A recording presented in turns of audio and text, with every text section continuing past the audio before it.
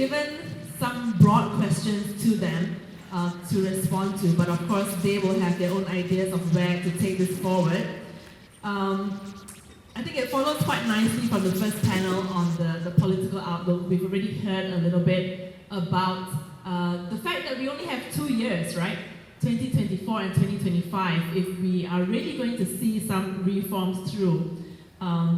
So some broad questions as they speak for their first intervention. I had asked them to think about what does the Madani economy framework look like for Malaysia? Where does Malaysia sit in terms of our competitiveness vis-a-vis the rest of the world? So what I'm going to do is we'll just follow the flow. So we'll start with Nick, Julia, and then Zuhair. And for Nicholas, he will be speaking on a subject that's very close to Idea's heart, but I'll let him talk about that. But broadly speaking, Malaysia's competitiveness, maybe reflecting on the keynote address, and the role of governments in achieving this big, highfalutin idea of competitiveness. Can we get there? Each of them will be asked to speak for about 5 to 7 minutes each, followed by my questioning to them based on what they speak about, and then we will open it up to the floor. So, Nick, thank you for joining us today, representing Khazanah, and please, the floor is representing yours. myself. Representing yourself, not Khazanah today, okay. The media is here to say myself. Okay, all right, noted. So, Nick representing Nick. Go ahead. All right, thank you, Tricia and Ideas, for inviting me. It's very nice to be with all of you here. And so, maybe I think the question we will ask first is actually just on competitiveness in Malaysia and what that might look like for 2024. And, so I'm somebody who doesn't necessarily subscribe to some of these global rankings in the IMD World Competitiveness. I know there's all of those, which actually is a measure of things like doing business, which the World Bank has done for many years, and trying to see what red tape you can cut, which is important. But I think ultimately we should ask also, in terms of competitiveness at the cultural level, whether or not we are a society or we have the firms that will actually try and compete. And so I think the particular topic that I think Tricia asked me to speak about is on GLCs, which is something that Ideas and many others have commented. Maybe let me just start first by saying there are GLCs and there are GLCs. We actually had a massive study done a few years ago. We tried to actually look at all the GLCs in the Malaysian landscape, and there are just so many, right? So the term GLC actually came from something that started in 2004 called the GLC Transformation Program, and which was something that Patla, when he was Prime Minister, initiated to really transform the commercial potential of these companies. So after the Asian financial crisis, a lot of companies, the GLCs were impacted, and a lot of the things done in the GLCT was actually very like hygiene, how to be better at board effectiveness, how to give good compensation and benefits, and those kinds of things, right? A lot of very hygiene stuff. And when the program finished in 2015, some did a lot better, some didn't do so well, but the reality is that if not for the GLCT, it's hard to imagine how the GLCs could have gotten the sort of 11% growth that they did during the 2005 to 2015 range. In part because of the commodity cycle, which was pre-financial crisis, and then the credit cycle after the financial crisis. But nonetheless, if that wasn't done, then maybe they would have done so well. But those typically are the listed GLCs, right? So you think of people like Telekom Malaysia, Tenaga, all this, which can be punished by the market, and many of them have been punished by the market. So if you look at share prices, to be very honest, the Malaysian market is very anemic. And we know this, Bursa knows this, the government knows this. And we are actually, something we did at Khazanah, we find that the market in Malaysia, especially the KLCI, is actually priced correctly. They are priced, which means it's actually undervalued because the earnings of the companies are weak, right? Indonesia and Singapore are a bit overpriced, but it's okay because, they're still hubs, and Indonesia have hundreds of millions of people they can go to. But the question for GLCs that comes back to underperformance ultimately is, actually, do we want to have these underperformers crowd out the economy? I think that's something that Ideas speaks about. And maybe let me sort of say that, actually, if the GLCs were to crowd out Malaysian companies, I don't think those Malaysian companies would do very well either, even if they were given free rein. And here's why. A lot of the GLCs in Malaysia, the large ones, if you look at Telecom, Tenaga, Malaysia Airports, whatever, they're actually, for the most part, doing domestic services for a country of 30 million or 40 million if you include migrant workers in Malaysia. So at some point, you are on an island, and you are competing within an island where, in biology, right, like funny things happen on islands. You have rats that grow large and elephants that grow small. And if you're just on an island and you're just competing on an island, you are jago kampung. And so even if we get private firms that can do what they do, and some of them have tried, you're not going to get a very competitive Malaysia. So what we need are companies that go outside and actually try to compete and export and try to be at least regional, if not global. And the GLCs, every time they try to go regional, they haven't done very well, admittedly, but that's because they're going to regulated sectors and so on. So I think the question on whether GLCs are crowding out, to me, is a secondary question to actually, even if they are crowding out, will the firms that would have taken their place also be competitive? And to me, the answer is not really, because they're still domestic services for a country of 40 million people. What we need are companies that actually can go abroad, can compete, can be globally, can be global export players and so on. So I do think that we do need to reframe it a little bit. Are the GLCs underperforming? Yes, the market will show that, that's a fact. But at the same time, does that mean that we can make them, or does that mean that if they weren't owned by government by some miraculous reason, will they automatically be competitive? Not necessarily. And that's in part because they're doing domestic services. So I'll stop there for now. Okay, just to follow on a bit and maybe pick at that a bit. So I'll be devil's advocate today for all three of you, by the way, to be fair. So just on that point, right, the underperforming GLCs, let's stay with that a bit. How do you make a case? Could you make a case for underperforming GLCs? Like flat out, I mean, not even talking about the other firms who would take their place were the GLCs not to be around, right? So shouldn't the emphasis and the focus here be on transforming the underperforming ones, or really thinking about the existence of underperforming GLCs? Should they be in the market? Well, okay, so I think first of all, yes, they absolutely should be transformed.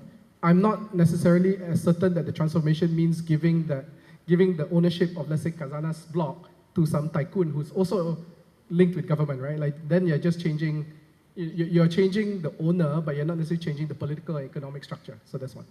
But whether they should be in the market, if Tenaga doesn't own the grid, for example, or let's say Telecom Malaysia doesn't own the fiber. And so okay, on. maybe let me qualify that, right? Not your public listed ones. You're talking about the unpublic listed ones, the thousands of those which we don't actually know about, right? Yeah. Yeah, I think if many of them, if we could close them, we should close them. Because I do think that GLCs can do a good job when they, good job is relative. I mean, they can do a job in trying to manage things which are a bit more natural monopolies, which are a bit more national security related, all those fine.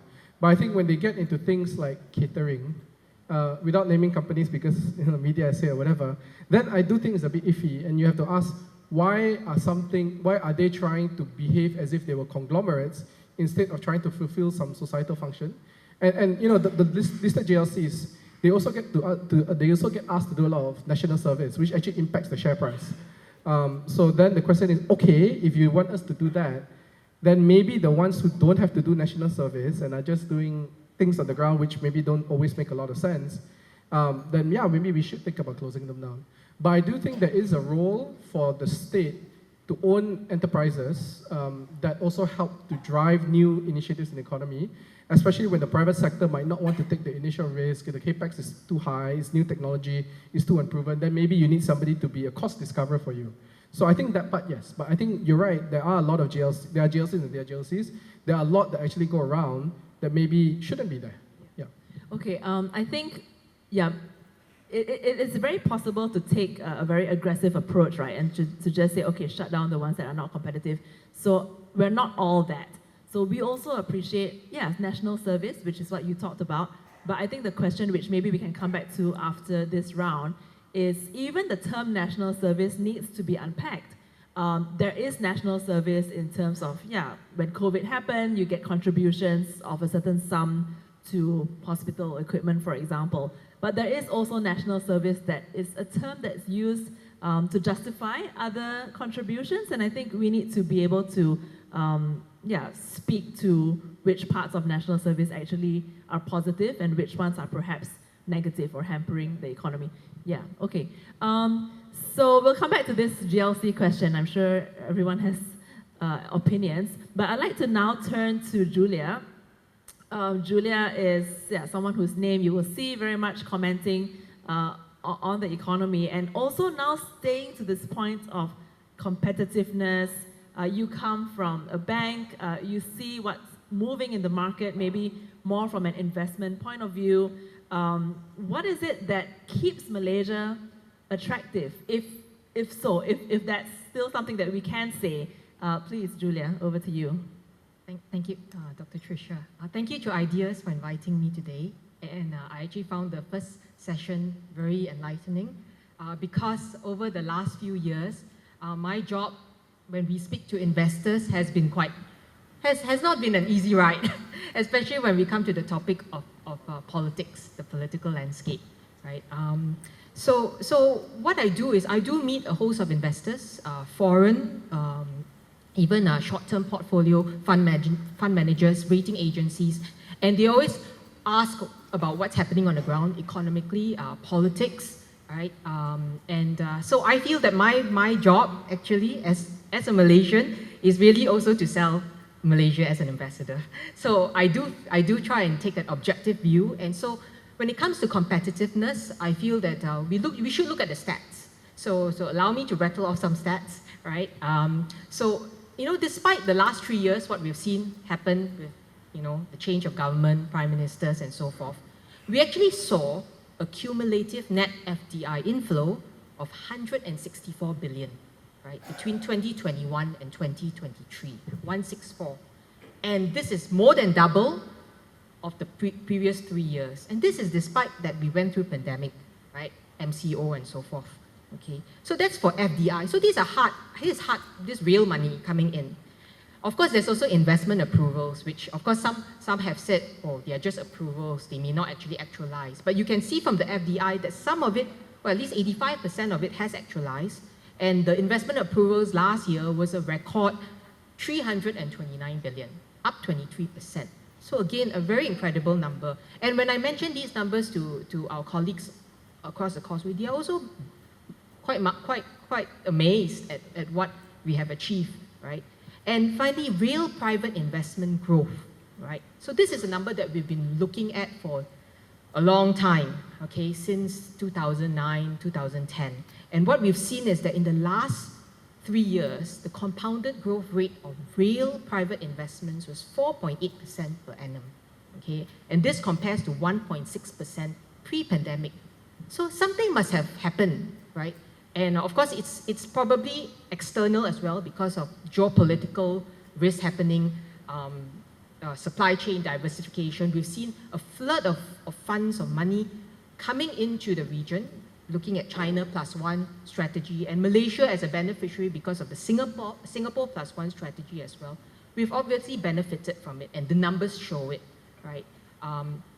Okay, and that's FDI. And portfolio, I also to mention is that I think we mentioned earlier that Dr. Apura mentioned we have a very deep, domestic investor base, right? And that is actually supported portfolio inflows of over 24 billion last year into our bond markets alone, largely into our government securities, right? So there is a, I think speaking to what Tunku Zain mentioned in his opening speech, that there is enthusiasm about Malaysia outside, maybe more so from the locals themselves, but there is interest. They obviously see the untapped potential in Malaysia, and what we need to get right are obviously the policies, ensuring that economically things are stable, politically as well, as much as we can, right? Other than that, I think definitely based on the numbers, the hard data, Malaysia is attractive. Okay, well, thank you for bringing a really positive light to, I think, sometimes we tend to have this sort of doom and gloom approach as well, but it's really good to hear that.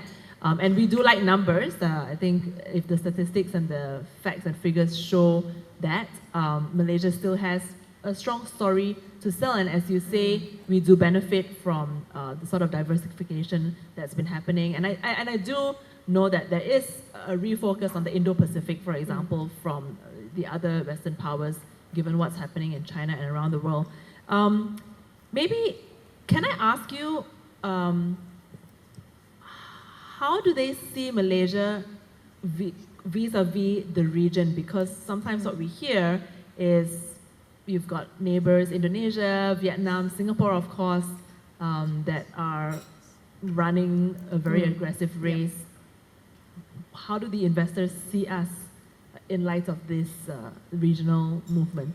Okay, so I think where Malaysia stands, if you talk about position, right, as far as FDI flows coming into the ASEAN region, right, Malaysia typically stands about around 5th or 6th in the past years, right? The top is always, actually it's Singapore, but again, Singapore flows, they go into Singapore, but then they get funneled out to the rest of the region. So they are like a gateway. So we pull Singapore out, right? Then of course it's Indonesia and Vietnam, okay? So we've been holding at about the 5th or 6th position, but as I mentioned, since 2018, we've climbed to the 4th position as of 2022. This is based on, again, hard stats from UNCTAD, right, and the ASEAN stats. And they look at the FDI inflows coming to ASEAN, and Malaysia ranks 4th in 2022. We've climbed up 2 positions from 6th. All right, so partly because, as I said, because of the regional trend, diversification, supply chain flows, and so forth. Also, why is it that we managed to move ahead of of Philippines and Thailand, for instance? So I'd say Thailand, we've seen in recent years because of the political issues that they have there, right? The military, government, and so forth. Obviously, some of the flows have actually come to Malaysia as a result of what's happening elsewhere, right? Even Vietnam, for instance, actually for a few years, because of graph and because of slowdown in investment approvals, we actually benefited from that and the flows coming in. So I'd say that Malaysia has done well. Again, we've climbed to 4th position. So we are just after Vietnam, Indonesia and Vietnam now. Of course, we cannot compare everything compared to them because obviously for Indonesia, they have a very large domestic market. But if you, of course, divide the FDI flows per capita, actually we are number 2. So in that sense, when you put it in that perspective, we have done well. And the question is how we can maintain that competitiveness. Okay, so just one more question. How much of this positivity or this, the fact that we are actually pulling forward and pulling our weight, how much of that has got to do with what Dr. Apurva said in the morning about policy stability, right? So we're talking about stability today. Has the market actually seen, is that something that's been observed, policy consistency, policy continuity, or has there, what is there an opposite of that? What's the sentiment around that? Okay, so I'd say yes, the issue is always that when there's a change in government, obviously even if there is a change in administration, whether the policies change, what we've seen so far is they try and look after the economy. You wouldn't want to do anything to disrupt the flows and to disrupt the investor sentiment. So I think that is something that has been relatively safe, right? But because, as I said, we do speak to a lot of foreign investors, and some of the feedback that they have given is that micro level we could do with a lot more improvement, right? And if we manage to get that right, then obviously there is definitely scope for more investments to come in. Okay. So again, broadly speaking, there's not going to be that much shake-up from government to government. I think, if there is something positive that comes out from the last 4 to 5 years of government changes, there is actually very little change when it comes to the way in which the economy is run, the way in which foreign policy as well. I mean, that's not the topic of our conference today, but there's actually very little in terms of differentiation. So maybe that's something to take out of all this confusion. Thank you so much, Julia. Okay, now we come to Dr. Zuhair. Dr. Zuhair, yeah, I think, trying to think about this middle income trap that, again, Dr. Apurva mentioned, we've been stuck in for 30 years. Does the Madani economy framework address that? Maybe more on the social economic side, I'd like to ask you about, I think what you would like to share a little bit more on the social economic outcomes of where we are like. And do all these, government documents, are we seeing anything that will emerge from there? I know it takes some time for fruition, but are we seeing anything from these documents that perhaps can be celebrated at this point? Right.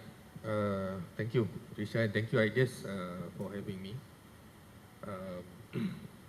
I think let me start with what we seems to always talk about whenever we talk about our country's development. I think you all have seen it in NIMP, the New Industrial Master Plan, in the 12th Malaysia Plan. So the main problem is always the low value-added economic activities in the country. So how to solve it? One of the main mission in the NIMP itself is to so-called produce more complex products so that we can produce more expensive products. You can have a higher income and you can produce or use a lot of talent. Basically, that's the main problem that we always see whenever we see whatever policy produced by the government. So I think I want to highlight a few things, and this is my personal opinion. We always talk about productivity. We always talk about how our workers are not productive, are not up to the standard, therefore our wages is low. I want to caution everyone. We need to look at, before we talk about productivity, we need to look at whether are we paying the workers fairly or not first, before we can talk about productivity. Of course, productivity is important. We need to increase that so that we can pay higher wages for the workers. The problem is we are not paying a fair wages to the workers. Even if you look at, again, like when Julia mentioned, we should look at stats. Look at manufacturing. For the past over 60 years, the wages being paid to the workers, the percentage-wise annual growth is much lower compared to productivity that has been generated in the existing manufacturing industry. I'm talking about giving the workers what they should get first. Of course, there is a problem of low value-added activities, etc. But the problem is we are not paying the workers fairly, number one. Number two, not only manufacturing, you look at services sector as well. Productivity increased much higher compared to wages for the past more than 10 years ago. Number three, this problem of low value-added activities through whatever investment came in the country, it has been highlighted very, very long time ago. For example, Ministry of Economy, used to be called Economic Planning Unit, already done this study, and they said we need to get much quality investment 10 years ago, the study. Bank Negara, 6 years ago, same study, similar study. RMK 12 Malaysia Plan, the original one in 2021, also highlight that. Like literally they mentioned that our investment is low quality. I would translate that to be a cheap one, cheap investment. What do they highlight in the document? They look at the type of investment. Of course, investment can come in, whatever amount, but the type of investment itself. in 2006, like I think almost 20 years ago, almost half of our investment was in the form of ICT, digital and machinery, almost half. But now, more than half is structure. It's more like infrastructure punya investment, type of investment. So it is not a quality investment. I'm not saying this out of my own words, but this is from Economic Planning Unit's document, 12 Malaysia Plan. Okay, and coming back to the current whatever Madani or NIMP that we have, I think I will have to agree with I think Brother Oi Kok Hin. He mentioned earlier that this government maybe are not serious to have reform. Economically, from the policy document that we currently have, I would say I would have to agree with Brother Oi Kok Hin. Yeah, we are not serious. Of course, in the document is good.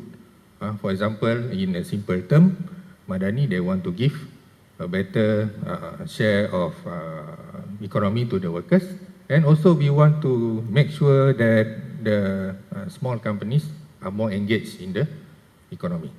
That's good. Okay. But it seems to be not consistent. Yeah. Number one, we, for example, in the midterm review, the 12 Malaysia Plan, they have reviewed it. The target that we want to make sure, let's say for example, the original target was that we want to make sure 45% of our GDP come from our SME.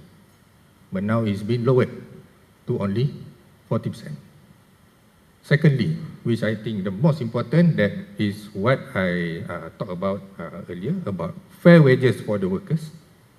The share of wages for the workers, of course, we want to give like 40% of our GDP to the workers next year. Yeah, next year. That means we need to increase from the current, not current, like 2 years ago, our share is about 32%. The share of the 2 years ago is actually the same as the share of 10 years ago. Never change. Then it's stagnant. Does not improve much. And how do we increase that to 40% as what we want to achieve next year? With the current policy, I don't see anything that we can do drastically to change the nasib pekerja or the workers' welfare within this 1 or 2 years. So that's why I said these are not a serious, I mean the policy itself is good, but the action being taken, I don't see anything that is significant or even drastic that can be that can change the structure of our economy. Thank you. Thanks Zuhair for your first intervention. So your points are basically around wages, right? So even if there is economic productivity, the wages are not catching up fast enough. So I think, well, I mean that's also the context behind Rafizi's progressive wage policy, which we actually haven't seen. Or it wasn't in the budget document, so we don't know what's in there. But so you talk about wages and productivity, quality investments. So maybe Julia can respond later to the quality investments part. But then you talk about reform. So what specific reform would you want to see the government implementing well to address this problem that you've just laid out? And I think, Nick, you want to respond to, I don't know, you took the mic. But Zuhair, you can answer my question first. Okay, right. No, go ahead. Okay. Go ahead. Fundamental reform, I mean, from the perspective that I talked earlier, I think, again, coming to what we are paying our workers, I want to highlight that not only why I said the workers are not getting what they should get fairly. Number one is I already highlight about the productivity and wages. Number two, Ministry of Human Resource, they have a matrix on how to decide on minimum wage. Yeah. But, I mean, I don't know how. The amount that they always announce seems to not follow the metrics. What is the metrics? They include all, and I think it's almost perfect metrics. Number one is to make sure that the workers are not poor. Number two, to make sure the workers are paid according to their current productivity. Number three, to make sure the whatever amount being paid to the workers, they are able to buy their necessities, so that they will be protected against whatever increase in cost of living. And number three is following the current economic condition. So they have all the indicators. For example, in 2016, minimum wage was 1,000 ringgit. If we follow the metrics being used by the ministry itself, the wages should be, minimum wage should be 1,700 short. In 2022, what should be the minimum wage? 2,003. What is the minimum wage announced? 1,005. 800 ringgit short. Yeah. So that's why I think I highlight this. First and foremost, we have to pay the workers fairly. Then only, of course, productivity is important. It has to go concurrently. But the problem now I see is that the discussion is always talk about how do we increase the value chain, how do we improve productivity so that we can pay higher wages for the workers. I would like to caution this: if we don't pay fair wages for the workers now, forget about whatever value chain we want to get to, the workers will not get their fair wages. So if you want to talk about reform, make sure we follow that closely first, make sure the workers get what they should get. Right. Yeah. Okay. I'm sure there will be views around this, and I want to go to the other topics, but just on this alone, I mean, productivity is not, correct me if I'm wrong, not just tied to the productivity of the labor, right? So you're talking about productivity of the various factors of production that go into the investments. So if it's not just a representation of labor productivity, and also correct me if I'm wrong, I think our statistics do show that the wages that we have are commensurate with the productivity, and that's why the conversation always goes back to the fact that we need to actually increase our productivity in Malaysia. Maybe I'll open, okay, what I'll do is now, so we've talked about GLCs, productivity, and investments. I'd like to maybe ask the three of you to respond to each other's positions. So again, being a bit of a batu api. If you disagree with each other, feel free to say so as well, because I think, yeah, it's okay, right? We want to have disagreement on the panel as well. So I, put forward a slight point about this productivity issue. And then after that, we'll have 20 minutes or so to get questions from the floor. So maybe Nick, you seem to be wanting to say something, but I'm not sure. No, I'm just holding the mic. Okay. Okay, but I think to start, maybe I'll go to Dr. Suhei's point first. I think the point on fair wages is very real. I do think that Malaysian workers don't make living wage. And in fact, actually, the stats of this is quite funny. KRI did a study on this a few years ago, which showed that Malaysia's labor income share was actually increasing. But it's increasing because we were just putting more labor in that were foreign workers. So it's not exactly like a more productive kind of thing. But I think maybe the only thing I would say is that we can't look at it in isolation as just paying workers more fairly, without saying that we also need to transform the companies themselves, because if the companies themselves make their money from commodity type economic activity, so you are doing everything where you're a price taker, whether global economy or local here or whatever, their incentive is to be the lowest cost producer ever, right? And to do that, where they'll cut is, worker salaries and things like that, keep it as low as possible. And on this front, it's actually the private companies, the tycoon type companies, the private companies that pay less wages than the GLC. So I just want to say that. But I do think that we can't. I mean, I agree 100%. We need to do that. But we have to see it as part of a bigger picture that we need to improve the kinds of economic activities we do in Malaysia. So that's what I would say. I think it's just part of a bigger whole. Okay, so these types of economic activities, and you talk about economic complexity, are we seeing expansion in the types of investments that we get here and therefore the types of economic activities that are conducted in our economy? Julia? I think MIDA over the years have become more selective with kind of investments that Malaysia wants to bring in. So when in our conversations with them, they do say that if there is a big investment, they're bringing in lots of funds, but they require like a lot of labor, low value add, a need for a lot of foreign workers and so forth. The answer is no, right? So I think we have tilted over the years towards more high value add, and as we can see from the new industrial master plan, the direction is also towards higher economic complexity. So to be fair, actually, the last year's investment approval numbers, if you look at it per job created, actually the value has gone up, right? So the issue is, of course, with the wage, and that's a bit of a chicken and egg, obviously, because I think to Nicholas' point as well, the companies have to change their mindset, and that's probably what the progressive wage paper is all about, getting them to pay more, right? But of course, commensurate with higher productivity. So something needs to change. We need to change the way we look at the jobs, look at the economic value of it.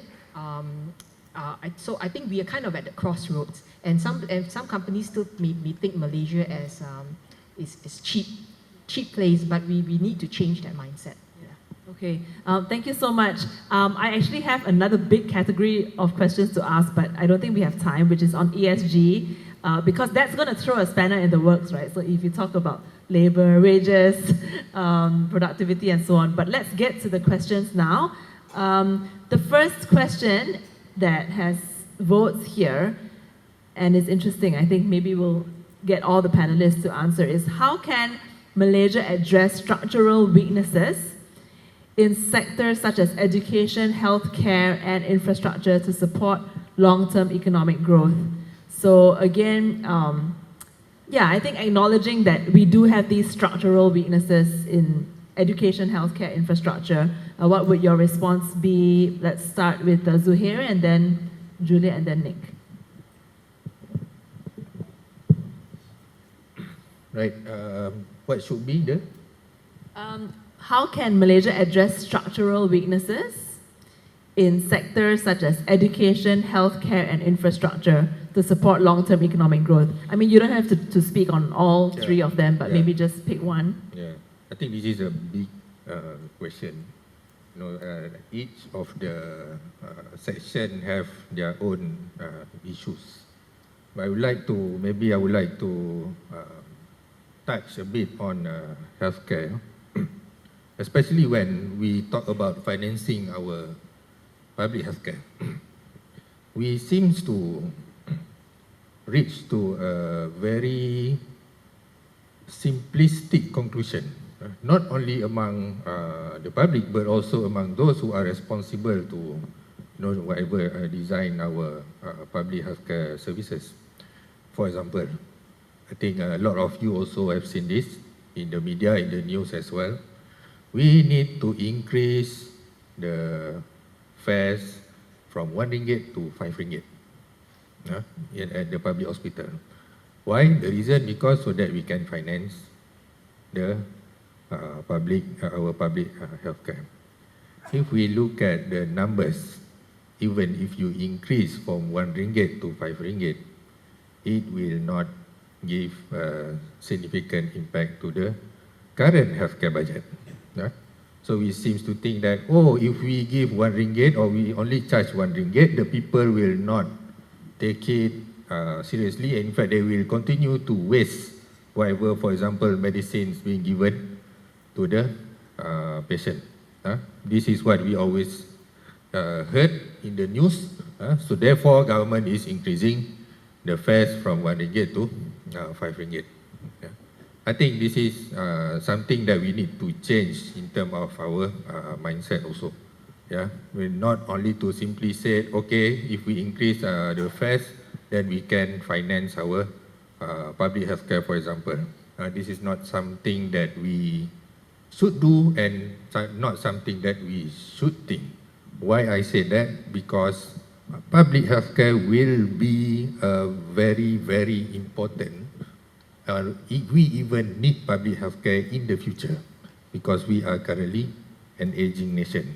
A lot of us here will live longer, but I'm not sure whether a lot of us here will be poor, but majority of the Malaysians will be poor when they retire. When you are poor, you cannot afford to go to private hospital like what we currently in this hall can afford to. So when people cannot afford to go to private healthcare, they will depend on public healthcare. So for us to, let's say for example, just to give some justification to say that we need to increase the charge from 1 ringgit to 5 ringgit so that we can finance our public healthcare is very, very, I think, irresponsible. We should think of other ways of financing the public healthcare. Maybe don't waste money on other things such as mega projects or whatever. Yeah, I think thank you, that's thank you. I think sorry, one more point. I think I want to continue from Tuan Nick punya point just now.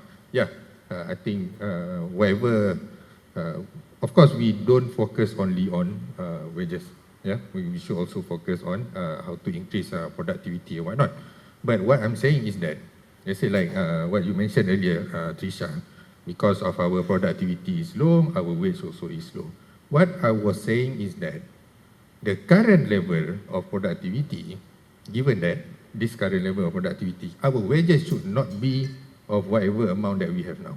Even if you take into account the current productivity, like I mentioned earlier, the minimum wage in 2016, instead of 1,000, it should be 1,007. I'm not saying this based on, out of nowhere.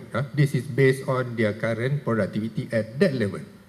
So that means it's 700, already 700 short. I think just like Miss Julia mentioned earlier, that's why the government currently is trying to, not force lah, they are trying to encourage the companies to pay higher wages for the workers. Thank you. Okay, thank you so much. On the healthcare issue, I think the government's share of the percentage contribution per GDP is actually lower than what's recommended, right, by WHO. Anyone else would like to address, infrastructure, education? These are the questions. So for infrastructure, what we hear is they are quite satisfied with the infra in Malaysia. Hence, that's why they do find Malaysia attractive. I think the common ground is on talent and skilled workers. I think that's one of the challenges that Malaysia needs to overcome. And rightly so, coming back to education, right? So, just as a mother, all right, the whole concern about education is the content of the education system, right? And coming down to, do we have the teachers, skilled, qualified teachers, to teach our future generation? So I think that's one thing that the government needs to look at. And then another is, of course, meritocracy, equality, ensuring that any student or any child from any ethnic background has accessibility to early education, primary, secondary, and even higher education, especially if they have the potential. So these are the things that we need to recognize and perhaps, and definitely address going forward. Yeah. Thank you, Nicholas. I have a solution that will solve everything in education. Okay, great. I want to hear it. No, really. So I've been going around telling everybody this. Nobody wants to listen to me, but I have a solution to solve Malaysia's education problem. It's legislative. We should just say that if you're going to be elected representative, whether you're in parliament or ADUN or hopefully one day local government, I know what you're going to say. Your kids or your grandkids must go to public school, private and secondary. So you do that, you change everything. So, and this may be a suggestion for Apurva. Maybe as a world development indicator in the future for the World Bank, you should do indicator how many % of the population goes to public school. It's a better indicator than like many other, GDP or whatever lah. But if you want to see whether a country's education system can be trusted, see percentage that goes to public school or percentage of, let's say, politicians' kids who go to public school. But you make the legislative change, and they have to do it in their constituency. So they can't just send everybody to like MCKK. You have to do it in your constituency. Do we have that number now? We don't know that, right? We don't know the we percentage. should, we ask them to disclose their finances, right? We should ask them to disclose this as well. Okay, we'll put that as part of the necessary declarations in our own reform efforts. But yeah, on that note, I do plan to send my daughter to public school next year. So let's see. Yeah, I'm not elected representative, unfortunately. It doesn't fit into your matrix. So meritocracy, Julia, thank you for bringing that up. Also the elephant in the room, I think. And I now come to the question. There's a few questions actually around this topic, so I'm going to read them out. They're quite similar. Basically, will the government's stance on preserving Bumiputra rights continue to weigh down on Malaysia's economic competitiveness? And a similar one on thoughts on the Bumiputra Congress and whether there is any new policy innovation or departure from previous governments. I was there at the Bumiputra Economic Congress last week. I was probably, I think, the only Chinese there. But maybe some of your thoughts around the Bumiputra agenda, the Economic Congress, things that have emerged from the Congress over the last couple of days as well. Maybe just your thoughts, ruminations on that. Thank you. I'm glad that this question is asked, and I was there also. I think, and I think Trisha, you are not the only Chinese there. Okay, good. A lot. I saw, but no, I think maybe up to maximum 5, maybe 5 Chinese I saw there. Okay. But I was there, and this is my honest opinion. Although I don't live long enough to watch the situation of, for example, Bumiputra and how the Congress went since 1965. Okay, but my honest opinion is that there is no significant what should I say? There is no significant resolutions, that could actually bring the development of Bumiputra up. For example, we do not know how many that they are planning to create for the Bumiputra. Let's say, for example, you want to create like 500 billion in the economy for the Bumiputra. Where do you get that? How do you get that? Who will benefit that? There's no discussion on that. In fact, the discussion was only about, number one, we need more project. Number two, we need to establish more committee, more, and I personally think it is unnecessary committee. For example, you want to establish a research center on what is the development of, the current development of Bumiputra now, which I think is useless. We don't need that, because we already have a lot of universities, a lot of research centers already doing that. What you need is to get that information from there. Another example is that they want to set up I would say, a place, special place for the Bumiputra enterprise to get all the information on the research or market research on how the Bumiputra enterprise is doing. And they allocate 5 million for that. And again, I think it's useless because you can get that. It's a public document. You can get that. You can request the university to give the research to for example, the Bumiputra Malay Chambers of Commerce. So why you need to set up another one? To give you or for you to buy research publication, which I don't know whether the business enterprise will read or not. And to be honest, I am quite disappointed because it's not really clear. For example, we already have the Bumiputra Economic Transformation, I think the BTR report. So what the Congress should do is to look at it one by one and to revise and come out with another, like for example, a more meaningful target other than always talking about the equity for the Bumiputra. I think what makes into the headline of the Bumiputra Economic Congress is how the number of Bumiputra listed in Bursa is only like one company, and I think that should not be a focus. I don't think my grandmother in Besut Terengganu will care about that. My grandmother will not care about that. Even my uncle in Terengganu also, they don't care about that. So this, I would say, if I can put it in a simple sentence, I think honestly, Bumiputra Economic Congress is a congress for I don't know, short sendiri people and rich Bumiputras seeking for whatever more projects that they need. Thank you. All right, thank you, Zuhair. So I think it's important to, identify, okay, clap if you want, to identify the right indicators, right, of what represents Bumiputra, well-being. It's not just about having a name on the public listed company, so the indicators are important. Nicholas or Julia, do you want to weigh in on this at all? Yeah, I think the question is, will it weigh Malaysia? I think it doesn't have to. The only thing I would say about this is that if we shouldn't assume that those who are in power don't know that they need to be more inclusive, don't know that all the wealth, they know. I think the question is, why are we in game theory kind of thing, in a low equilibrium versus a high equilibrium? We're in a low equilibrium, we can't get out. And the answer is actually kind of the payoffs, right?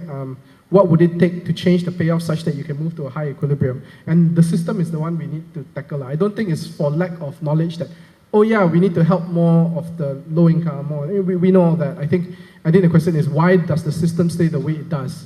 And therefore, what needs to change with regards to the payoffs in that system? I think that's the better question. Yeah, I think something that we've grappled with at Ideas as well is, I think the question of, should affirmative action along ethnic lines, should that be completely abolished, or should that be, reworked somehow?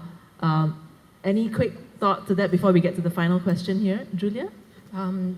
Just to share that when we do speak to foreign investors, they do ask about the affirmative policies, especially with regards to corporate ownership. Yeah.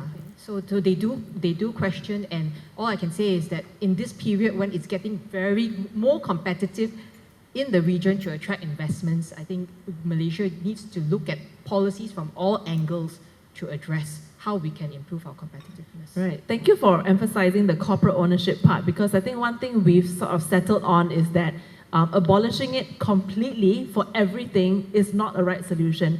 So we need to take a sectoral approach, right? So if it's on education, if it's on enterprise development, or poverty eradication, there certainly would be need to have some of those included, like that kind of affirmative action. But it's not as if to say that this should be continued on a lifelong basis. So the groups that actually stay in disadvantaged positions, maybe the groups change.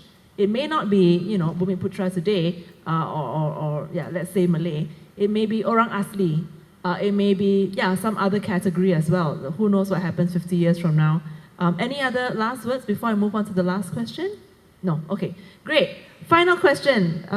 Interesting one. I don't know who this came from, but this question is inspired by Trisha's green baju kurung. What do the panelists think about the prospects of green economy in Malaysia and the climate change challenge? This is an important question. We didn't get the chance to talk about ESG. Apart from green economy, I think one big major development that's going to affect our private sector is that the EU is coming up with a supply chain act, right, this year. And the supply chain act will affect 5 layers down of supply of your suppliers for any firm that operates in the European Union, more than 500 employees. Green economy, climate change challenge. Can our economy take it? Yes, I think first you have to anyway, and we have to make a transition as a part of a company that owns a utility that is coal generated. We have to make the transition. I do think one very interesting thing for Malaysia with this is power chips, power semiconductor chips, which aren't the most cutting edge, but what they do is help to regulate power and therefore temperature. So in a place like this with smart buildings, you can do that. But I think the other thing, speaking very quickly because I know we are running out of time, is the one that's a bit underdeveloped is this idea of using Malaysia's biodiversity for growth, not just energy transition, not just green stuff, but biodiversity. And if you want to do something with that, the reality is that for that, the biodiversity stuff, the management of that is at the state level. It's not a federal issue by the constitution, it's the state. Therefore, how can we, I know this is your pet topic, decentralize some of these things so that federal and state can work better together. Because I think this biodiversity thing is something that is very under-tapped globally, and there is a lot of things we can do there, but it comes down to actually federal-state revenue sharing, and how do we do that? Yeah, and that I think resonates with the keynote address this morning as well. So I'm very glad that this subject is being discussed, not just once, twice, maybe even 3 times in the last panel. Anything on climate change or ESG perhaps? Yes, I think Malaysia definitely has a role to play, but so far all the policies we've seen is top-down. And I think the challenge we face now is we work with the SMEs trying to also change their mindset and to look at green economy and sustainability as an agenda. Right? The issue is cost, because all of this is not cheap, and a lot of it you need foreign technology. So again, the whole idea is that you need to bring in this technology, the foreign know-how, but we need to think of it as creating another layer within industries, right, that can create more jobs, higher value paying jobs, and create extra value. And at the end of the day, if you don't believe it, all right, especially if you're an exporter, what we say is you need to comply, especially if EU regulations start to come out. Yeah, I think the concern here though is like there's always this tension, right, between compliance and the ease of doing business, which is also important. Cost is a big question mark. Zuhair, you have the last word on this topic. You're good? Okay, so I think what we're going to do is, we're at the end of the panel, but I'd like each of you to just give your final 30-second, pitch to the audience or whatever it is that you want to leave us with. 30 seconds to end. So Zuhair, starting with you, and then we'll come back this way. Okay, I think just a simple one. I need to see things differently. I mean, especially from the policymakers part. Don't simply announce, I don't know, maybe how many targets in the Malaysia plan we already missed. And the target was actually the original target 10 years ago. Right? And yet we still putting that target in the current Malaysia plan. So I would like to see things change drastically, and the way we do things also have to change drastically. Thank you. All right. Thank you, Zuhair. Targets and implementation. Julia? So I think to maintain and improve Malaysia's competitiveness, we really need to have the commitment at the highest level. So regardless of what happens politically, right? I think that's very important. We need to improve on the policies, whether it's simplifying or streamlining it, as what was highlighted earlier, between federal and state, right? A lot of issues which, as an investor, as you come in, it's quite overwhelming. And thirdly, to work on labor. I think that could be the crux that may actually inhibit our potential to attract a lot more value-added investments. Okay, thank you so much. And Nick? The next time you see your MP or your adun, tell them that you want them to introduce this bill that will send their kids or their grandkids or their siblings' kids to public school in their constituency. So, thank you. Thank you so much, Nicholas. So with that, ladies and gentlemen, please join me in thanking this wonderful, vibrant, energetic panel. Thank you, Nicholas, Julia, Dr. Zuhair.